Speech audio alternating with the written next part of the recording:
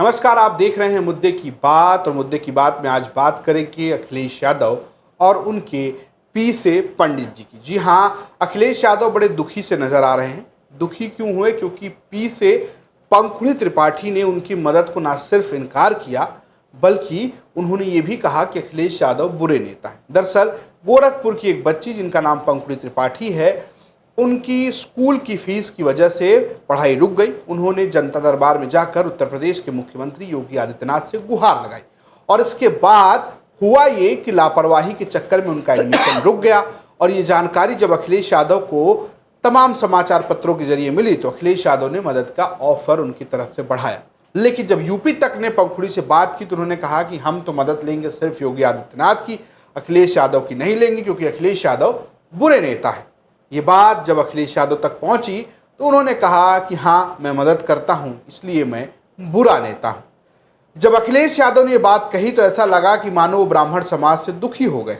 और तब शुरू हुई समाजवादी पार्टी के ब्राह्मण नेताओं की पॉलिटिक्स। पवन पांडे से लेकर हिमांशु वाजपेयी तक सभी ब्राह्मण नेता वीडियो बनाने लगे और सीधे सीधे अपने ही समाज को उल्हाना देने लगे कि अगर आप ऐसे ही करेंगे तो आपकी मदद के लिए कौन आगे आएगा। लेकिन सवाल यह है कि जो 2027 से पहले अखिलेश यादव पी से पंडित जी का नारा दे रहे थे, क्या वो 2027 तक चलेगा? या इटावा में जो यादव कथावाचकों के साथ कांड हुआ, जिसमें एक दलित सहयोगी भी उनके साथ थे, अमानवीय व्यवहार किया गया, क्या उसके बाद से जो समीकरण बदले हैं वो अखिलेश यादव की राजनीति में भी बदलता हुआ नजर आएगा? इन सब पर बात करेंगे। बातचीत के लिए हमारे साथ मौजूद हैं उत्कर्ष सिन्हा जी, वरिष्ठ पत्रकार लखनऊ से, और साथ ही साथ अमीश राय जी हमारे साथ मौजूद हैं स्टूडियो में, जो कि यूपीतक.in को हेड करते हैं। उत्कर्ष जी, सीधा सवाल यह है कि क्या आप पी से पंडित जी का नारा अखिलेश यादव नहीं देंगे? नहीं, देखिए, ऐसा नहीं होगा। एक बड़ी महीन राजनीति चल रही है। आप देखिए, अखिलेश यादव अटैक करते हैं कन्नौज में जब मंदिर धुलवाया गया उसके ऊपर। अखिलेश यादव अटैक करते हैं जब बार बार वो जिक्र करते हैं कि मुख्यमंत्री आवास को गंगा जल से धुलवाया गया। तो दरअसल अखिलेश यादव अटैक कर रहे होते हैं, वो एक लाइन ऐसी दे रहे हैं जहां पर मनुवाद या जिसको ब्राह्मणवाद कहते हैं, उसको वो चुनौती देने में कभी पीछे नहीं हटते हैं। और दूसरी तरफ वो अपने आप को हिंदू विरोधी जो प्रचार रहा है समाजवादी पार्टी का, उसको भी तोड़ने की कोशिश करते हैं। चाहे इटावा में बड़ा मंदिर शिव का बनाना हो, या अभी उन्होंने कांवड़ यात्रा पर कांवड़ कॉरिडोर बनाने का जिक्र कर दिया, तो वो ऐसा मैसेज एक ये दे रहे हैं कि धर्म के नाम पर, हिंदू के नाम पर जो लोग पिछड़ी दलित जातियों को प्रताड़ित कर रहे हैं, दबा रहे हैं, उनके खिलाफ है। क्योंकि जैसे ही ऐसी घटना होती है, आप जैसा अभी आपने जिक्र किया कि जैसे ही ये घटना घटी पंखुड़ी त्रिपाठी वाली, उसके बाद फिर पवन पांडे से लेके और सारे सपा के नेता आ गए। तो माता प्रसाद पांडे को उन्होंने लोग विधानसभा में भी नेता प्रतिपक्ष बनाया। अभी कुशीनगर के काफी लोग, पूर्व जिला पंचायत के लोग और छात्र संघ के तमाम ब्राह्मणों को उन्होंने कल पार्टी ज्वाइन कराई। तो वो ऐसा नहीं कि पी से पंडित जी को छोड़ देंगे, लेकिन वो उसमें बाइफर्केशन करके दरअसल अटैक वो भाजपा की हिंदुत्व वाली लाइन को करते हैं। और इसलिए ये चर्चाएं चलती रहेंगी अभी चुनाव तक। कई अभी मोड़ आने वाले हैं, और खासतौर पे ब्राह्मण समाज इस वक्त जिस तरह से उनके कुछ नेता, कुछ संगठन मुखर हैं, वो कई बार उत्तर प्रदेश की योगी सरकार के ऊपर भी अटैक करते हैं, कई बार अखिलेश यादव पर तो सीधा हमला कर देते हैं। तमाम कथावाचक जो हैं वो अखिलेश यादव पर हमला कर ही रहे हैं। तो ये राजनीति अभी चल रही है, ये चलती रहेगी। लेकिन आने वाले दिनों में हम देखेंगे कि राजनीति, और खास तौर पे इस साल का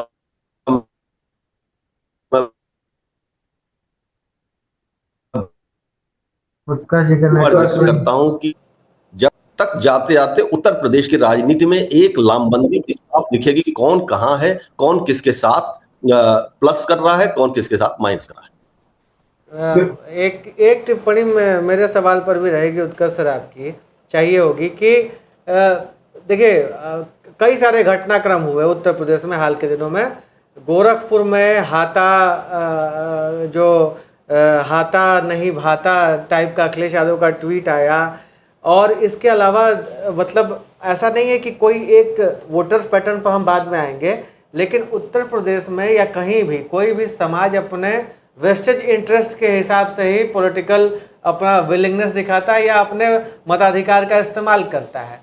तो क्या उत्तर प्रदेश में अब ऐसी स्थिति बन गई है कि ब्राह्मणों के पास भाजपा के अलावा कोई विकल्प नहीं है, या ब्राह्मण समाज के बीच में इस प्रकार का कोई ना कोई अनरेस्ट है, जैसे उनके जो समाज के दिग्गज नेता रहे हैं पूर्वांचल में, जिस पर अखिलेश यादव ने तंज कसा था कि हाथा नहीं भाता, उनके शायद बेटे को अरेस्ट भी किया गया था, हरिशंकर तिवारी के बेटे को ईडी के, और बाद में वो जमानत भी मिल गई उनको।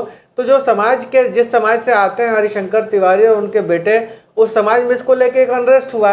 लेकिन वोटिंग पैटर्न जब हम देखते हैं तो वो भाजपा को वोट ब्राह्मणों का 90% जा रहा होता है। क्या उत्तर प्रदेश में ब्राह्मणों का वोट सेटल डाउन हो चुका है कि ये भाजपा के ही फेवर में जाएगा, या समाज के बीच में इसको लेके कुछ चर्निंग चल रही है, और जिस वजह से अखिलेश यादव को बार बार पंडित पॉलिटिक्स पर आना पड़ता है? भले इस तरह की घटना, जिस तरह की पंखुड़ी के बयान जिस तरह के आए, उस तरह की घटनाएं होती रहे, लेकिन अखिलेश यादव ब्राह्मण सियासत करने से पीछे हटते नहीं हैं। देखिए अमीश जी, आपका जो प्रश्न है ये बड़ा इंटरेस्टिंग है। ब्राह्मण समाज के भीतर जब जब अनरेस्ट रहा है, आप अभी नहीं, पिछले 30 साल, ये ठीक है कि 2, 3, 4 चुनाव को हम देख लें या 2014 के बाद का हम वोटिंग पैटर्न देखें, तो ये दिखाई देता है कि बीजेपी के पास वोट जा रहा है उस समाज का, कमोबेश पहले थोड़ा कम और बढ़ते बढ़ते अब तकरीबन 90% तक ये कहा जाता है कि वो बीजेपी का वोटर हो गया है। लेकिन अगर आप 3 दशक पीछे जाइए, जब तक कांग्रेस मजबूत रही उत्तर प्रदेश में, तब तक ब्राह्मण वोटर कांग्रेस के साथ था। कांग्रेस कमजोर हुई, ब्राह्मण पॉलिटिक्स कुछ दिन के लिए वो बीजेपी के पास आई, लेकिन उसके बाद फिर वो मायावती के साथ चली गई, बीएसपी के साथ। और 2007 के चुनाव में एक नया कॉम्बिनेशन दिखाई दिया दलित और ब्राह्मण का, और वो सफल रहा। उसके बाद जब आप 2012 देखते हैं तो ऐसा नहीं था कि समाजवादी पार्टी को वोट नहीं मिले या ब्राह्मण लीडरशिप नहीं थी समाजवादी पार्टी के पास, ठीक ठाक प्रतिनिधित्व भी मिला, सरकार में भी मिला। सपा के पास तो सर अखिलेश यादव, अरे छोटे जनेश्वर मिश्रा कहा जाता था उन, मिश्रा हमेशा रहे, जनेश्वर मिश्रा पार्टी के नेता रहे, लेकिन जनेश्वर मिश्रा वोट सहेजने वाले नेता नहीं थे। मतलब बहुत सारा वोट लेके थे। लेकिन आप उसके बाद भी देखिए ना, माता प्रसाद पांडे से लेके और मनोज पांडे तक ये सारे नेता रहे। लेकिन 2012 के बाद जब हवा बदलनी शुरू हुई, पार्टी टूटी, तो उसके बाद जो शिफ्ट आया ब्राह्मण समाज का, वो बीजेपी की तरफ गया। जाहिर सी बात है कि ऐसा नहीं है कि ब्राह्मण समाज जो है वो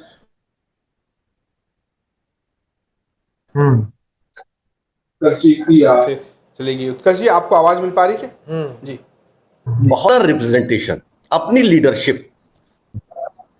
हाँ, जब भी जो ये आप देखेंगे, उसने बहुत स्मार्टली, बहुत प्रबुद्ध समाज माना जाता है, राजनीतिक रूप से अपना रेलिवेंस ब्राह्मण समाज हमेशा बना के रखता है, और वो रेलिवेंस के लिए उसको शिफ्ट होने में भी बहुत टाइम नहीं लगता है। वो उसके अपने कैलकुलेशंस होते हैं और वो शिफ्ट होता है। कांग्रेस के भीतर बहुत सारे लोग हैं जो ये कोशिश कर रहे हैं कि कांग्रेस जो है वो उसका जो बेसिक वोट था पहले, दलित, ब्राह्मण और मुस्लिम, वही उसका आधार वोट हुआ करता था, जो धीरे धीरे टूटा। मुलायम सिंह मुस्लिम ले गए, कांशीराम दलित वोटर ले गए, और बीजेपी ब्राह्मण ले गई, या ब्राह्मण इधर उधर गया। तो ब्राह्मण समाज की पॉलिटिकल थिंकिंग के ऊपर इसलिए कभी बहुत नहीं इस फ्रेम में सोचने की जरूरत है कि उसका कमिटमेंट कहां है। वो हमेशा ये देखते हैं, कैलकुलेट करते हैं कि आखिर उनका रिस्पेक्ट, उनका रिप्रेजेंटेशन और उनकी अथॉरिटी, उनकी से कहां रहेगी, और फिर वो वोट करते हैं। तो इसलिए ये भी मान लेना, बीजेपी ठीक है इस वक्त हिंदुत्व की राजनीति अपने चरम पर है, लेकिन अब आप देखिए हिंदुत्व की राजनीति अपने चरम पर है। हिंदू चेहरा योगी आदित्यनाथ मुख्यमंत्री हैं, मगर बावजूद ब्राह्मण समाज या ब्राह्मण नेता जो हैं वो कई बार सरकार को घेरते हैं, ब्राह्मणों के ऊपर अत्याचार की बात करते हैं। तो ऐसा नहीं है कि ये सिर्फ बयान होते हैं, ये ठीक है दबाव की राजनीति हो सकती, बयान हो सकता, जिक्र हो सकता, मुखर समाज है ये, तो ये बोलने में हिचकता नहीं है। और जब हिचकता नहीं है तो उसके बाद फिर वो सजा देने या साथ देने दोनों में भी नहीं हिचकता है। तो इसलिए ये कह देना, कोई पॉलिटिकल पार्टी अगर इस गलतफहमी में रहे कि ये तो मेरा फिक्स वोट है चाहे जो हो जाए, ऐसा नहीं है। ये दूसरे उत्कर्ष सर एक सवाल जोड़ देता हूँ, उसके बाद आप उसके बताइएगा। लेकिन जैसे देखिए क्या है कि हम लोगों ने देखा है कि एक वक्त में मुस्लिम वोटर्स, मुस्लिम मतदाताओं की सियासत की गई कि हम इनको अपना बना लें और हम उत्तर प्रदेश में सरकार बना लेंगे, 30% वोट शेयर पर सरकार बन जाया करती थी। तो मुसलमान एक पार्टी के बनकर रह गए, चाहे वो कांग्रेस और अखिलेश का गठबंधन हो या अकेले अखिलेश यादव समाजवादी पार्टी के हों। भाजपा ने क्या किया, ऐसा एलिनेट किया मुसलमान वोटर्स को कि आप अब उनके वोटों का कोई असर पड़ता उत्तर प्रदेश की राजनीति में हम नहीं देख पा रहे हैं। मेरे कहने का मतलब है कि जब आप किसी एक पॉलिटिकल पार्टी के इस प्रकार के वोटर बन जाए कि आपका वोट प्रेडिक्टेबल हो जाए, तो आप क्या ऐसा खतरा, क्या ब्राह्मण उत्तर प्रदेश की सियासत में न्यू मुस्लिम बनने का खतरा नहीं उठा रहे हैं? हमने देखा गैर यादव ओबीसी वोट 2024 के लोकसभा चुनाव में टूटा, अखिलेश यादव को मिला, अच्छी खासी संख्या में वो सांसद जिता ले गए। डिक्लाइन, आप जिसको कहते हैं कि हिंदुत्व की राजनीति चरम पर है, ये एक बहस का विषय हो सकता है कि चरम पर है या चरम से अब ढलान पर है, क्योंकि लोकसभा में बीजेपी की सीटें डिसिसिव लेवल पर कम हुई हैं और अकेले दम पर वो सरकार नहीं चला रही है। मल्लिकार्जुन खड़गे कह रहे हैं कि दो पैर से मोदी जी चल रहे हैं, एक पैर टीडीपी है चंद्रबाबू नायडू और एक पैर नीतीश कुमार है, जिस दिन दोनों में से एक पर गड़बड़ हुआ गिर जाएंगे, ये स्थिति है। ऐसी स्थिति में दूसरे समाज ने तो अपना तय किया कि जहां सत्ता की शिफ्टिंग हो रही है हम जा रहे हैं, लेकिन ये ब्राह्मण समाज फिर भी 90% भाजपा के साथ। मैं इसमें एक चीज और जोड़ता हूँ, यही सवाल मैं भी पूछना चाहता हूँ उत्कर्ष सर आपसे कि अगर आप देखिए तो लंबा समय हो गया है उत्तर प्रदेश में जहां पर ब्राह्मण मुख्यमंत्री नहीं, भारतीय जनता पार्टी की सरकार है, और अगर आप देखेंगे तो उसमें भी जो मुख्यमंत्री हैं वो अपने आप को योगी जोड़ते हैं, हिंदुत्व से जोड़ते हैं, लेकिन उनकी जाति जो है वो लगातार विपक्ष या कई की जाति जो है वो सामने है कि वो राजपूत है। नहीं है कोई ब्राह्मण मुख्यमंत्री कांग्रेस के बाद से। अगर आप वहीं दूसरी जातियों को देखिए, जैसे कुर्मी समाज को आप देखिए, उनके पास मुख्यमंत्री नहीं है लेकिन सबसे ज़्यादा विधायक हैं, सबसे ज़्यादा सांसद हैं। यही स्थिति आप कुशवाहा का भी देख सकते हैं, यादव की स्थिति आप देख ही रहे हैं। तो क्या आपको लगता नहीं जो अमीर जी कह रहे हैं कि एक खांचे में बंध गया है ब्राह्मण, और सबको ये लगता है कि इनको इंटरटेन करने का कोई फायदा नहीं है क्योंकि हमें वोट तो मिलना नहीं? नहीं, मैं इसको ये बात आपकी बिल्कुल ठीक है, वर्तमान राजनीतिक परिदृश्य के हिसाब से बिल्कुल सही विश्लेषण किया आपने, लेकिन मैं इसीलिए कह रहा हूं कि थोड़ा लंबे टाइम स्पैन को देखिए। ब्राह्मण समाज कभी अपने आप को इतना प्रिडिक्टेबल रखता नहीं है, उस स्विच करने में उसको बहुत टाइम नहीं लगता है, और इसीलिए उसका रिलेवेंस बना हुआ है। पार्टियां, सरकार चाहे जो बनती रहे। हाँ, ये सही बात है कि नारायण दत्त तिवारी के बाद से कोई ब्राह्मण मुख्यमंत्री उत्तर प्रदेश में बना नहीं, और इसलिए जब आज की बीजेपी को देखते हैं उत्तर प्रदेश के संदर्भ में मैं बात कर रहा हूं, कि जब बात करते तो ये भी बात होती है, जब चर्चाएं चलने लगती हैं या ऐसे उड़ने लगती है कि मुख्यमंत्री बदला जाएगा, तो वहां भी फिर अचानक एक स्वर आने लगता है कि ब्राह्मण अनरेस्ट को चेक करने के लिए, उसको बैलेंस करने के लिए या तो मुख्यमंत्री या पार्टी अध्यक्ष ब्राह्मण बनाया जाए। तो वो एक जिजीविषा है अपने आप को हासिल करने की, लीडरशिप को हासिल करने की, और वो ब्राह्मण समाज में है, वो रही है हमेशा, और वो बेचैनी भी है। लेकिन जब मैं बात कर रहा था कि हिंदुत्व की राजनीति चरम पर है, तो मैं दरअसल उत्तर प्रदेश का रेफरेंस दे रहा था। और उत्तर प्रदेश में जब तक चुनाव नहीं होते तब तक हमको मानना चाहिए चुनाव के नतीजे, हालांकि ये भी कह सकते हैं कि सीटें तो घटी 17 और 22 के बीच में 50 से ज्यादा सीटें घटी, लेकिन फिर भी अगर आप सत्ता के स्वर को देखिए तो वो हिंदुत्व का स्वर है, और उसके बीच में फिलहाल ब्राह्मण है, लेकिन जिस तरह से राजनीति और जातीय खांचों की राजनीति अब बहुत दूसरा रंग ले रही है। पहले भी जाति राजनीति होती रही है, आप उत्तर प्रदेश में ऐसा कभी नहीं रहा कि जाति का कॉम्बिनेशन ना हो, लेकिन अब जो टकराहट वाली पूरी राजनीति आ गई है, बाल मोड़ देना, जूता मार देना, मध्य प्रदेश में आप देखिए पेशाब पिला देना, इस तरह की जो हरकतें होती है ना, अब कहानी आके टिक रही है मॉडेस्ट और हार्डकोर के बीच में। और मुझे नहीं लगता कि ब्राह्मण समाज अपने आप को प्रिडिक्टिव होने देगा, इसीलिए वो अपने विरोध के स्वर बोलने में उसको कहीं देरी नहीं लगती है। वो बिल्कुल नहीं प्रिडिक्शन देने लगेगा, वो प्रेशर बनाएगा, वो प्रेशर बनाता है। सर, इस सवाल को थोड़ा सा मैं बदल के पूछता हूं आपसे, एक सपा के पहलू से इस सवाल को लेता हूं। पिछले दिनों थोड़ा लंबा अरसा बीत गया, मैं समाजवादी पार्टी के किसी एक दिग्गज नेता से मेरी बात हो रही थी। मैंने कहा कि ब्राह्मण आप लोगों को वोट तो करता नहीं है, तो अखिलेश जी पी से पंडित क्यों किए रहते हैं? तो उन्होंने एक बात कही कि देखिए, जरूरी नहीं है कि हमें वोट मिले, लेकिन बेहद जरूरी ये है कि हमारे खिलाफ आक्रामक वोटिंग ना हो, खास करके ब्राह्मण समाज आक्रामक वोटिंग सपा को हराने के लिए ना करे। क्या अखिलेश यादव जो एक नरम हाथ ब्राह्मणों पर रख रहे हैं, ब्राह्मण वोटर्स पर रख रहे हैं, क्या ये इस तरह की भी स्ट्रैटेजी है कि जो एग्रेशन ब्राह्मण समाज ने दिखाया 14 के बाद से लगातार 24 तक, उस एग्रेशन में कमी ला दी जाए? थोड़ा सा जो उत्साह भरा पड़ा है ब्राह्मणों के अंदर भाजपा को वोट देने में, थोड़ा सा उसमें कमी ला दी जाए तो यही जीत हो जाएगी हमारी। नहीं, निश्चित तौर पर देखिए, स्ट्रेटजीज और उसके भीतर उसको फाइन ट्यून करते रहना हमेशा पॉलिटिकल लीडर करते हैं। लेकिन आप एक बात देखिए ना, जैसे हम लोग जो जिक्र कर रहे थे कि जैसे मुस्लिम प्रिडिक्टेबल हो गया कि वो एंटी बीजेपी वोट करेगा, यादव मोर और लेस प्रिडिक्टिव है कि वो समाजवादी पार्टी को वोट करेगा, बाकी जातियां जो अब सवाल ये है कि इक्विटी ज्यादा किसके पास आएगी, कैसे आएगी? अब इसको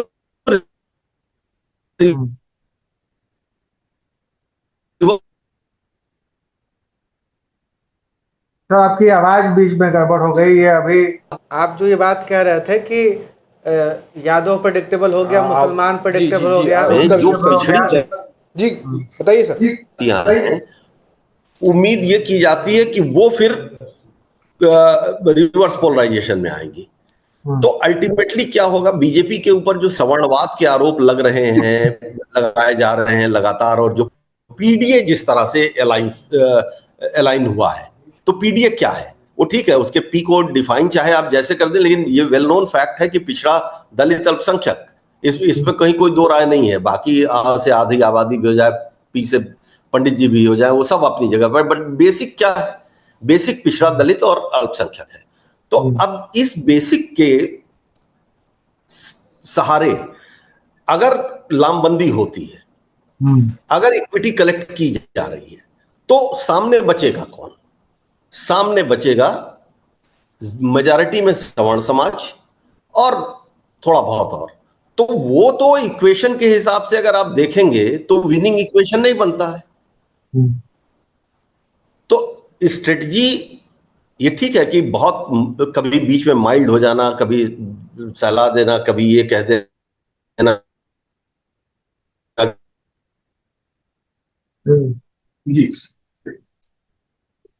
जी की आवाज। हालांकि उत्कर्ष जी पीडीए के बारे में बता रहे थे, एक अरुण राजभर ने भी आज बोला है कि पहला दावेदार पीडीए का मतलब पहला दावेदार अहीर, वो राजभर और समाजवादी पार्टी के बीच में एक अलग तरह का क्लैश चल रहा है।